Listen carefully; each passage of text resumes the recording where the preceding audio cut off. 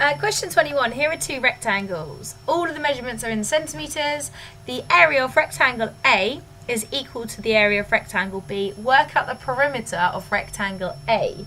So, question 21 then. First thing we need to do is work out the area in terms of x. So if I was to find the area of this rectangle, first thing I do is this length times by this length.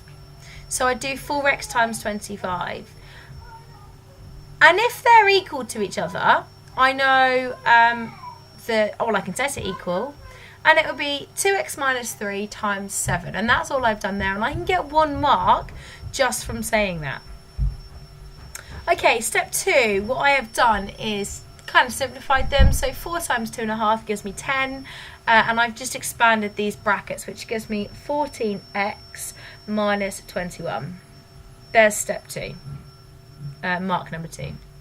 Then I've gone on to try and solve the equation. So I don't really like working with negative numbers at the moment, especially at this point. So I'm just going to add 21 to both sides to start off with a nice positive numbers. So 10x plus 21 equals 14x. Then I'm going to take 10x away from both sides.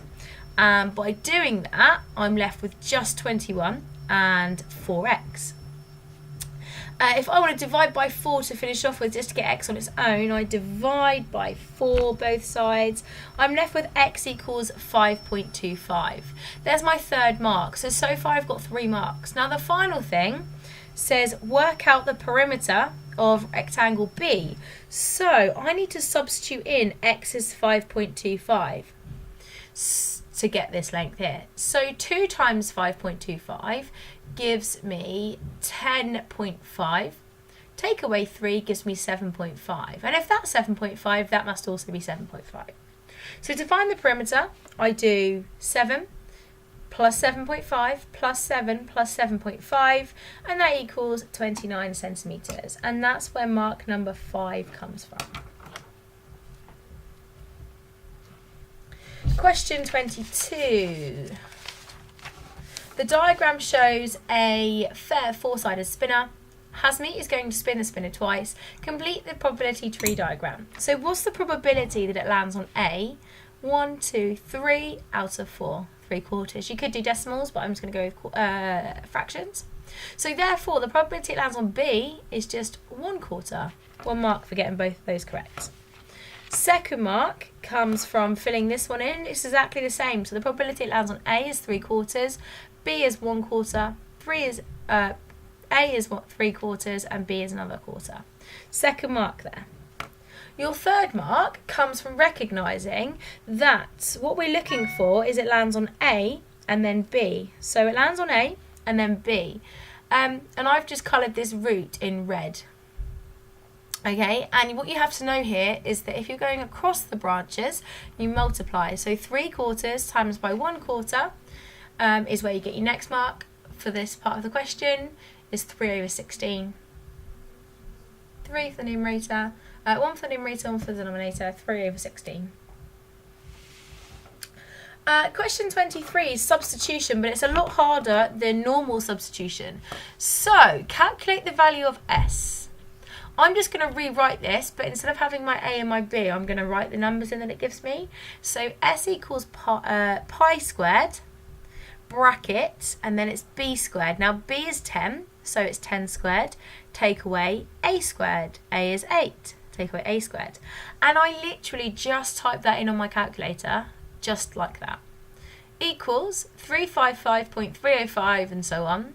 And I've written down I've written down the whole answer, because if I can't get the rounding mark, at least I can get the right answer, to 3 significant figures. So significant figure is a number that's not 0.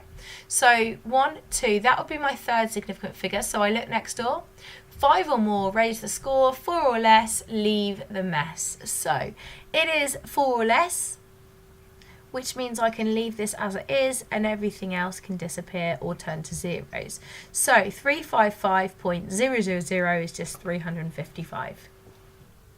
Question 4 says, only blue vans and white vans are made in a factory. The ratio of the number of blue vans to the number of white vans is 4 to 3. Write down the fraction of vans that are blue.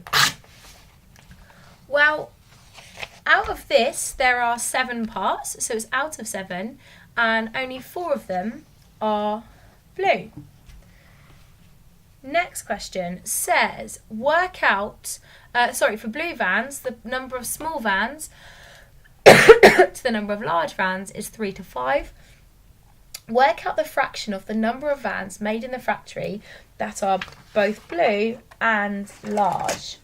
So, for this question, what we need to think of first is what fraction were blue, and that was 4 over 7. So I'm going to start with 4 over 7.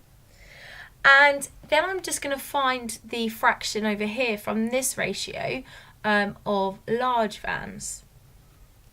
Now the first number is the small vans, the second number is the large vans. So that's 5 out of 5, 6, 7, 8 parts. 5 over 3 is 8.